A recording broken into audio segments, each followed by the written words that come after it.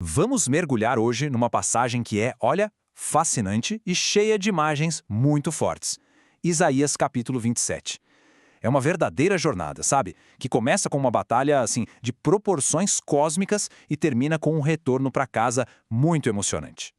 Então, para começar, o que o monstro marinho e uma vinha poderiam ter em comum? Soa meio aleatório, né? Mas, acredite, o texto de Isaías vai mostrar pra gente que existe uma conexão super profunda entre essas duas imagens. E é isso que a gente vai desvendar agora. Bom, a gente já começa com tudo. O capítulo abre com uma cena de conflito que é, nossa, épica, quase cinematográfica. A linguagem aqui é muito forte, já preparando o terreno para uma batalha de proporções gigantescas, cósmicas mesmo.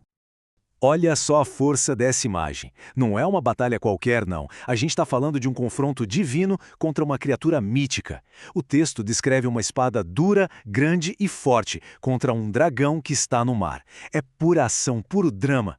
Mas afinal, o que é esse tal de Leviatã? Se a gente olhar mais de perto, vamos ver que ele é bem mais do que um monstro literal. Na verdade, ele é um símbolo. Um símbolo do caos, da desordem, daquelas forças primordiais que ameaçam a estabilidade do mundo, sabe? Então, para que a ordem seja restaurada, essa força caótica precisa ser vencida.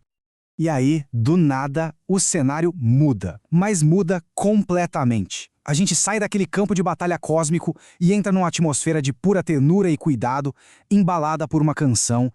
E é aqui que o contraste fica gritante. O texto convida a gente a cantar para uma vinha de vinho tinto. Pensa bem, se o Leviatã era o caos, a vinha é o oposto. Ela simboliza o povo, um jardim precioso que é cultivado e protegido com um cuidado imenso.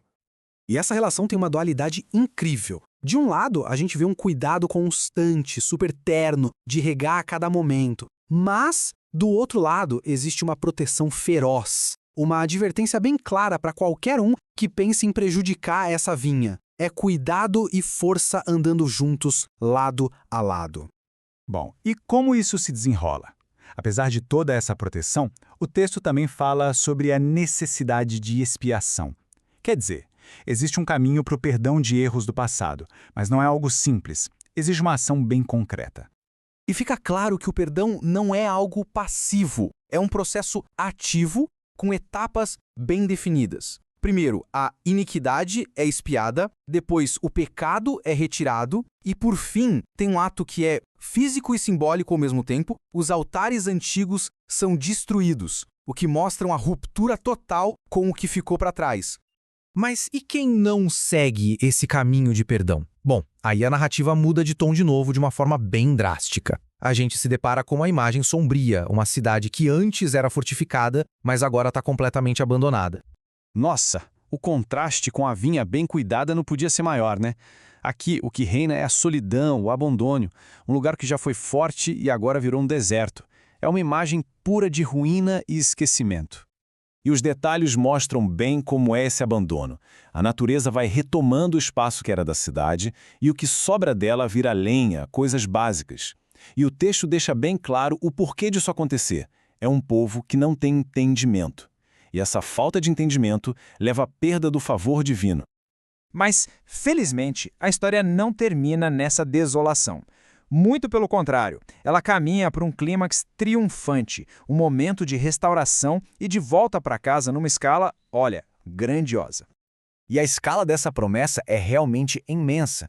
A reunião dos exilados vai desde o rio da Assíria até o rio do Egito. Ou seja, não é um evento local, é uma restauração que abrange todo o mundo conhecido daquela época. E tem um detalhe aqui que, para mim, faz toda a diferença.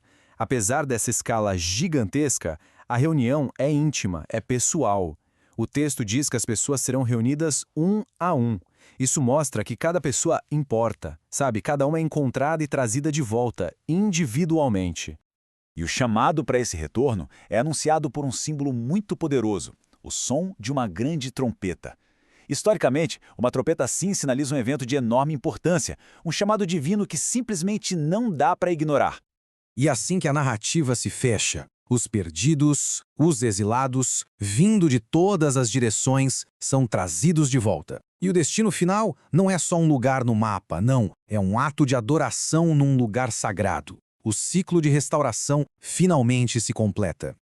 E tudo isso nos deixa com uma pergunta para a gente pensar, né? Como é que esses temas tão antigos de caos e ordem, de exílio e retorno, de julgamento e restauração, como é que eles ainda ecoam hoje em dia, de que forma eles se conectam com os nossos próprios desafios, com as nossas buscas por um lugar no mundo? A resposta, bem, talvez ela continue ecoando através dos tempos.